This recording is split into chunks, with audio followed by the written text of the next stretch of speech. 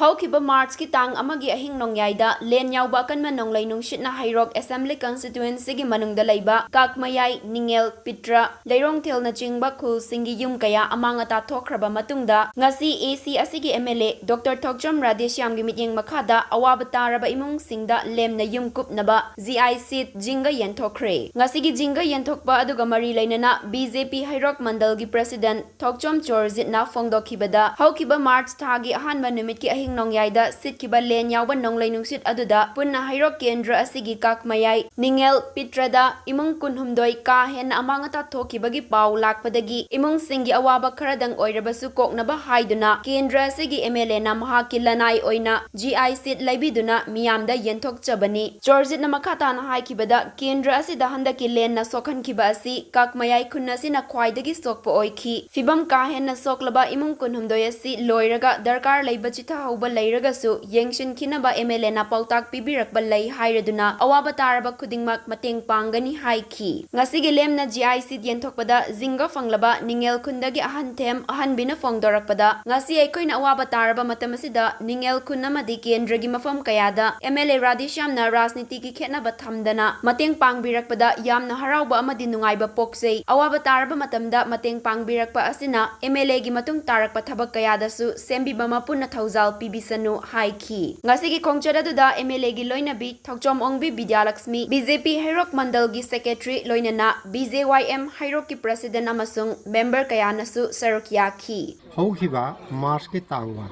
thang janumit ki numidangda Akanba Nungsit ka loinana takiba lela duda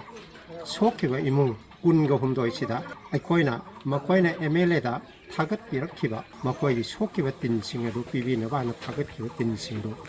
makoi masa beneficiary singda sinajage masida aikoina miyam gi mafum thamjaning ni bade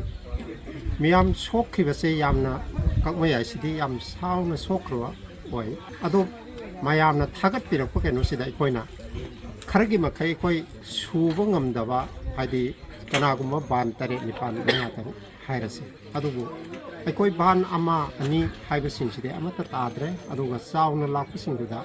aikoi kitang watpa khara yarongani adugu karigino haragadi kendra thungna aikoi pirakpane volume je systematic saung maram oraga aikoi koktok sin kitang tawjabani silak charibisida Sokhallaba beneficiary mayam thoknasu tinsil lopinaga tawbiruse yamna nungaisai aduga aikoi sokhiba singo tinsil lopire hala semjin sajin biduna aikoi hanagi phibamda amuk hanjinduna nungaina ingna tapna laibiu sitanatana aikoi kakmayai aikoi kendrigi manungda lairiba khunggangsing sida asok apan awa ana tarapada matam khudimukta aikoi honorable MLA na mahaki makut tingthoktuna mipung khunim pu taramna okle haba wapumji thamjaraga kudamak akhoi nungai jai harau jai akhoi BJP natragasu tonganba kaino oiragasu party oiragasu akhoi gidamakta awana yengirakpasi yamna nungai jai akhoi gidamakta yamna laiba phai haibana singba haijai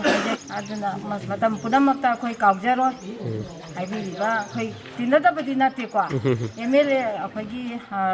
Rajesh Hamja akhoi yamna dum nungsi adum hai party tongan boy jaragasu thabak tawbo mi bo akhoi gi mine na haibam thopani